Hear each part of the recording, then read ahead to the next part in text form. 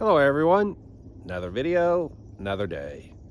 So I'm going to show you what we got done yesterday and what's in store for today.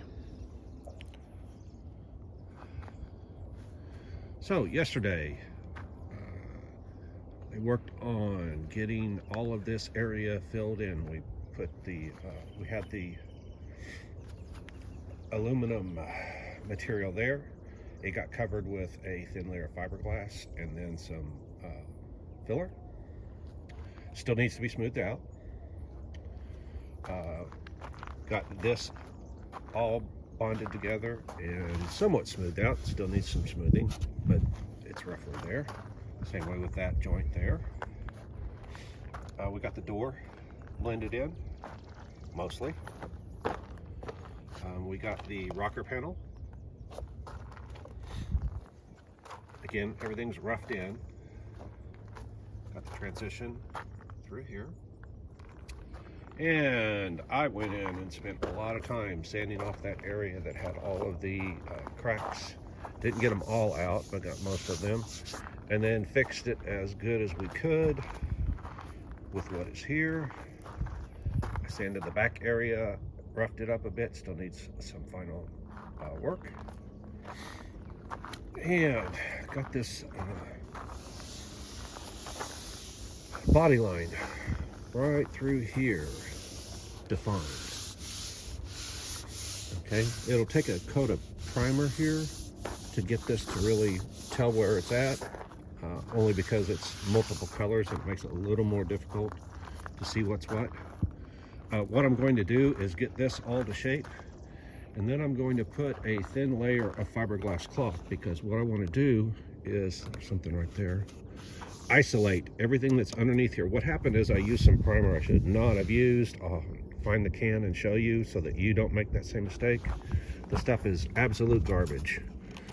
It's farm and implement paint, and so I thought it would be good. The problem is it takes forever to cure, and you can't put anything on top of it apparently, because then it never cures. So that's what this gray stuff is here.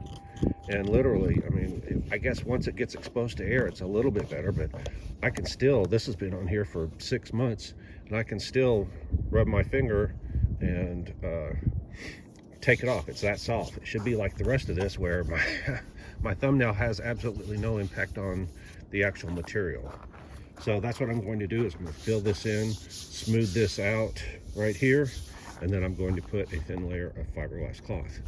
Now, fiberglass cloth, if you do it right, is about 8/1000ths of an inch thick, so the extra 8/1000ths of an inch won't matter at all. So once I get this smooth, then it'll just be 8/1000ths of an inch thicker than it was. The other thing I'm going to do is, we decided to get rid of this vent, so I'm going to cut it out, and then I'll have to fill it back in with some material. And so then I started working on the next body. So I assembled the molds right here, the parts of the mold. It's a multi-piece mold so that you can get the part out when you're done. All of this has been waxed, the part that's assembled. I still have 2 more parts to wax and assemble. What happened is I ran out of bolts. I don't know what happened to all of them. But anyway, over time they vanished. So I had to go to Home Depot and grab some bolts. I actually got some yesterday, and I got all of the shouldered bolts that they had, because that's what I would prefer to use, and they didn't have any more in stock. So then when I got here, I'm like 25 bolts short of assembling this, so I went and bought about 100 bolts, because I not only have to do the front end, I have to do the back end. So today will consist of finishing, assembling this, waxing, cleaning and waxing those 2 pieces, and then putting gel coat all on the inside of this. Gel coat needs to cure for a couple of hours at least, so that's what I'll do. And while that's curing, I will start on assembling the back sections. I have to clean them, I have to wax them, and then I have to assemble them. By that time, I should be able to put gel coat on it, then come back to this. The gel coat should be dry enough to start laying fiberglass, so I will start laying fiberglass inside of this. Now, ideally, by the end of the day, I will have both another front end and another back end. So I will have another piece that looks like this front end, and then I will have another piece that looks like this back end.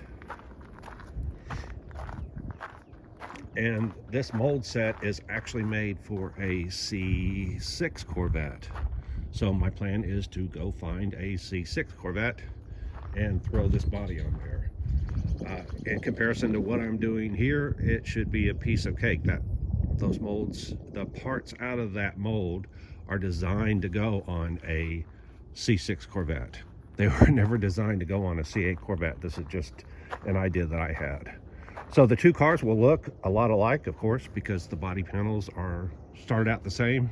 It's just one's going to be front engine, one's going to be rear engine.